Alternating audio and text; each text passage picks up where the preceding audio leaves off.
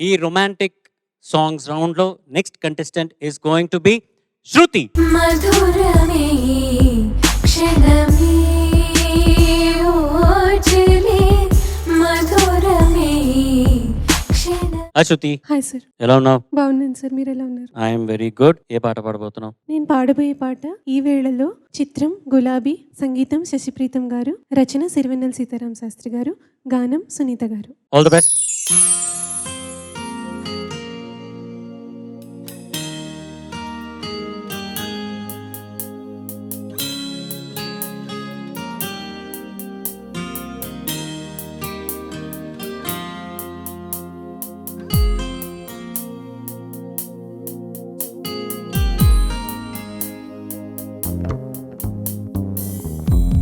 ఈ వేళలో నీవు ఏం చేస్తూ ఉంటావో అనుకుంటూ ఉంటాను ప్రతి నిమిషము నేను.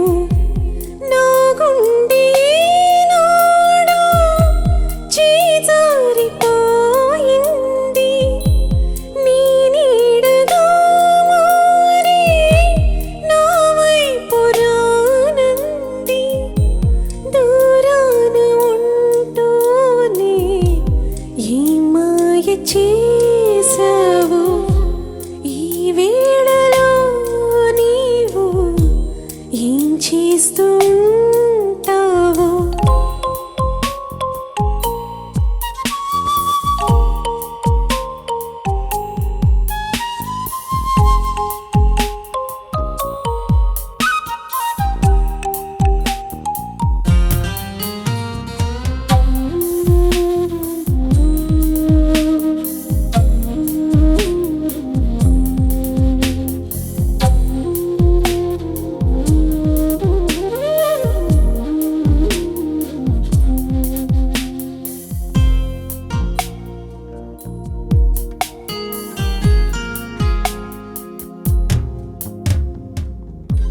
నడిరేలో నీవు నిదరైన రానీవు గడిపేదెలా కాలము,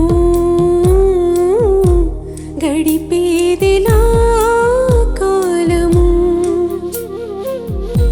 పగలైన కాసేపు పని చేసుకో నీవు, నీ మీదనే ధ్యానము, నీ మీదనే ధ్యానము.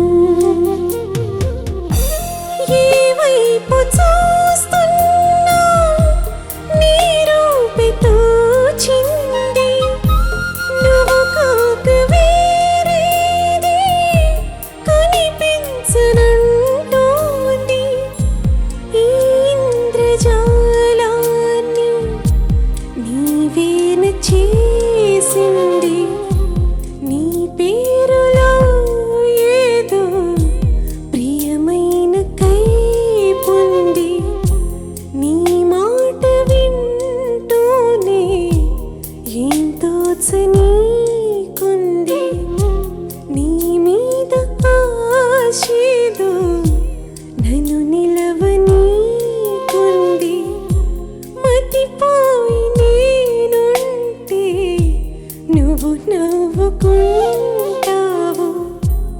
ఈ వేళలో నీవు ఏం చేస్తూ ఉంటావో అనుకుంటూ ఉంటాను ప్రతి నిమిషము నేను. ఈ వేళలో నీవు ఏం చేస్తూ ఉంటావో అనుకుంటూ.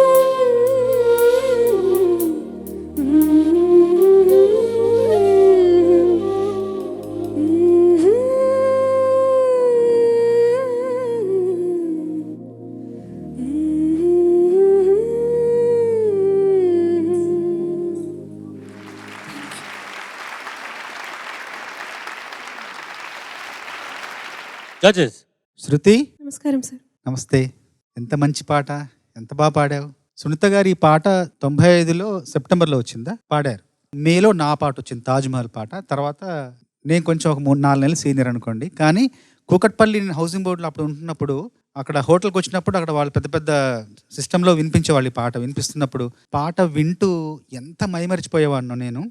ఈ పాటతో ప్రేమలో పడని తెలుగువాడు లేరు.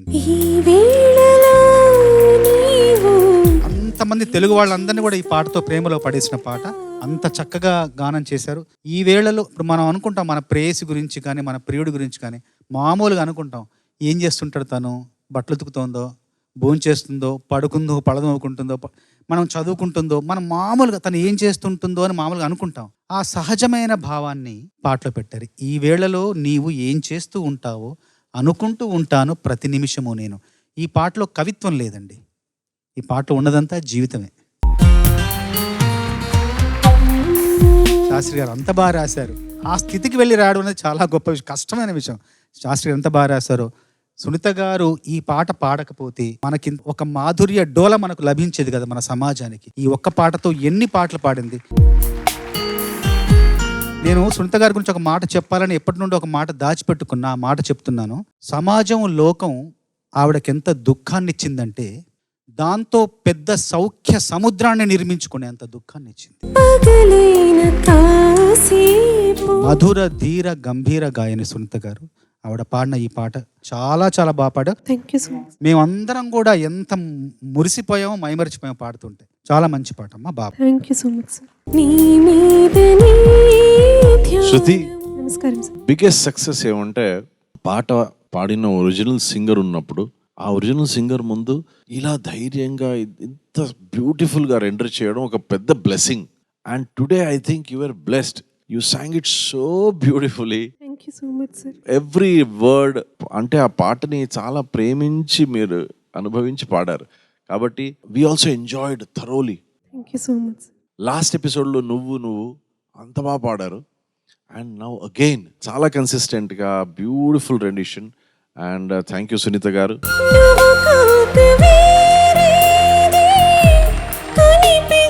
ఎండ్ ఆఫ్ ద డే ఒక ఆర్టిస్ట్ బాధ్యత ఏమంటే how much do you contribute to the existing treasure and to disseminate what you are blessed with. And she is successfully done that. God bless you ji. Thank you. ఇంత పని చేసావు శృతి, ఎంత పని చేసావు. నా జీవితంలో నా గురించి పూర్తిగా తెలిసిన వాళ్ళు చాలా తక్కువ మంది ఉన్నారు. సొసైటీకి నేను ఒక కైండ్ ఆఫ్ ఒక మిస్టరీ. ఇదా, అదా, అలాగా, ఇలాగా, ఇది జరిగిందా, అది జరిగిందా, ఆ టైప్లో ఒక చిన్న మిస్టరీ ఉంటూనే ఉంటుంది నా చుట్టూరా ఎప్పుడు. అది ఆ సర్కిల్లో నుంచి ఇన్నర్ సర్కిల్లోకి రావడానికి చాలా మంది సాహసం చేశారు. కానీ నేను ఎవరిని రానిలేదు అంటే ప్రభావాలు చాలా ఉంటాయి. బట్ బోస్ గారు నా గురించి వాటన్నింటినీ దాటుకుని కొంచెం లోపలికి వచ్చిన నా ఆత్మీయ మిత్రులు, నా శ్రేయోభిలాషులు, మోర్ దెన్ ఎనీథింగ్ ఆత్మీయమైన కుటుంబం ఈజ్ మై ఫ్యామిలీ. నా జీవితాన్ని అంతా కాచి వడబోసి ఒక్క మాటలో అలా ఎలా చెప్పేశారా అనే ఆశ్చర్యంలో నేను ఇంకా అలాగే ఉండిపోయాను మీరు నా గురించి చెప్పినప్పుడు. అక్షర సత్యం. నేను ఇన్ఫ్యాక్ట్ అది రాసి పెట్టుకొని ఎదురుకుండా రోజు చూసుకుందాం అని అనుకునేంత నిజం అది బోస్ గారు చెప్పిన మాట. బట్ స్టిల్ సంగీతమే నన్ను గెలిపించింది, సంగీతమే నన్ను బతికించింది, సంగీతమే నాకు జీవితం మీద మమకారం పెంచేలా చేసింది. ఆ సంగీతమే, ఆ లాలిపాట పాడే పిల్లల్ని పెంచాను. నా ఎయిమ్, నా గోల్ ఏదైనా ఉంది ఈ రోజున అంటే పిల్లలు వాళ్ళ భవిష్యత్తు చక్కగా ఉండి వాళ్ళు మంచి పిల్లలుగా, మంచి హ్యూమన్ బీయింగ్స్లా సొసైటీకి ఏదైనా ఉపయోగపడితే ఏ రంగా ఎంచుకున్నా సరే అది నేను ఈ సొసైటీకి ఆర్ నా పిల్లలకి, నా జీవితానికి నేను ఇచ్చుకునే కాంట్రిబ్యూషన్ అని చెప్పొచ్చు. నేను 1995 సెప్టెంబర్లో ఈ పాట ఇంత బాగా పాడలేదు. ఎందుకు పాడలేదని చెప్తున్నాను నేను అనుకుంటానంటే, నేను ఎప్పుడు ఒరిజినల్ రికార్డ్ విన్నా కూడా నాకు అబ్బా ఏంటి, అయ్యో ఏంటి. I was 17 when I sang this song. Okay, so recording స్టూడియోలోకి వెళ్ళాను సార్. రికార్డింగ్ స్టూడియోకి వెళ్ళి సీతారామ శాస్త్రి గారిని చూశాను ఫస్ట్ టైం. అక్కడ రామ్ గోపాల్ వర్మ గారిని కలిసాను ఫస్ట్ టైం. శశి ప్రీతం గారు ఉన్నారు. దెన్ గురువుగారే ఇచ్చారు లిరిక్ షీట్. ఆయన చెప్తే నేను రాసుకున్నాను పాట. అది life time achievement. First day of my recording Ramanaidu స్టూడియోలో. దెన్ మైక్ ముందుకు వెళ్ళాను, పాడాను, వచ్చేసాను. 22 మినిట్స్లో రికార్డింగ్ అయిపోయింది. నేను అంత గొప్పగా పాడానని చెప్పట్లేదు. వచ్చిన వెంటనే నాకు అర్థమైపోయింది ఈ పాట ఉండదు. ఇలాగ తొందరగా రికార్డింగ్ చేస్తారు కదా. అన్న మీరు కూడా విట్నెస్ చేశారు నా లైఫ్ అంతా. గులాబీకి ముందు అన్న చేసిన పాట ఒకటి పాడాను నేను. ఇన్ఫ్యాక్ట్ అయిపోయిందిలే అనుకుంటే ఆ తర్వాత రామ్ గోపాల్ వర్మ గారు ఫోన్ చేసి హీ టోల్డ్ మీ దాట్ అసలు సినిమాలో ఈ పాట లేదు, ఆల్రెడీ శ్రీ గారు పాడేశారు ఒక వర్షన్, మేల్ సాంగ్ ఇది. కానీ ఈ పాట చాలా బాగా వచ్చింది, కొత్త అమ్మాయిని ఇంట్రడ్యూస్ చేసినట్టు కూడా అవుతుంది కాబట్టి మేము ఈ పాట పెడదాం అనుకుంటున్నాము. అందుకని షూటింగ్కి వెళ్ళి షూట్ చేసి ఆ పాటని లాస్ట్ మినిట్లో యాడ్ అయినటువంటి పాట ఆ సినిమాకి, నా జీవితానికి మొట్టమొదటి పాట. సో నా జీవితం అక్కడి నుంచి స్టార్ట్ అయింది గాయనిగా. ఈ వేళలో నీవు నాకు ఇప్పటికీ నమ్మకం కుదరదు, ఎందుకు ఏంటి ఎలా అని. ఇంకా నేను కన్ఫ్యూజన్లో ఉంటూనే ఉంటాను. బట్ నేను అద్భుతమైన సింగర్ని కాకపోవచ్చు, నేను గొప్ప గాయనిని కాకపోవచ్చు, కానీ నాకు పాట అంటే జీవితం, పాట అంటే నమ్మకం, పాట అంటే భద్రత, పాట అంటే అమితమైన ప్రేమ, అమితమైన భక్తి, ఒక అనుభూతి. అనుభూతి లేకుండా మనిషి ఎలా ఉంటాడు?